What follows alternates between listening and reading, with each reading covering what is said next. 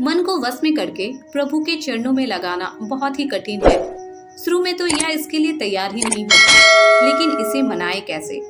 एक शिष्य थे, किंतु उसका मन किसी भी भगवान की साधना में नहीं लगता था और साधना करने की इच्छा भी मन में थी। वे गुरु के पास गए और कहा कि गुरुदेव, साधना में मन लगता नहीं है और साधना करने का मन भी होता है। कोई ऐसा साधना बताएं जो मन भी लगे और साधना भी हो जाए। गुरु ने कहा, तुम कल आना। दूसरे दिन वह गुरु के पास पहुंचा तो गुरु ने कहा, सामने रास्ते में कुत्ते के छोटे बच्चे हैं, उसमें से 2 बच्चे उठा ले आओ और उनकी हफ्ता भर देखभाल करो। गुरु के इस अजीब से आदेश को सुनकर वह भक्त चकरा गया, लेकिन क्या करे, गुरु का आदेश जो था। उसने 2 पिल्लों को पकड़कर लाया, लेकिन जैसे ही छोड़ता वे भाग जाते। वे फिर से पकड़ लाता, लेकिन वे फिर भाग जाते। अब उसने उन्हें पकड़ लिया और दूध रोटी खिलाई। अब वे पिल्ले उसके पास रहने लगे।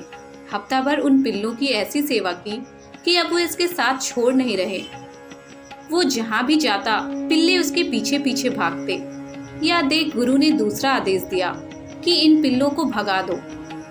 भक्त के लाख प्रयास करने के बाद भी वह पिल्ले नहीं भागे। तब गुरु ने कहा, देखो बेटा, शुरू में यह बच्चे तुम्हारे पास रुकते नहीं थे, लेकिन जैसे ही तुमने उनके पास ज्यादा समय बिताया, ये तुम्हारे बिना रहने को तैयार नहीं है। ठीक इसी प्रकार खुद जितना ज्यादा वक्त भगवान के पास बैठोगे, मन धीरे धीरे भगवान की सुगंध आनंद से रमता जाएगा। हम अक्सर चलती फिरती पूजा करते हैं, तो भगवान में मन कैसे लगेगा।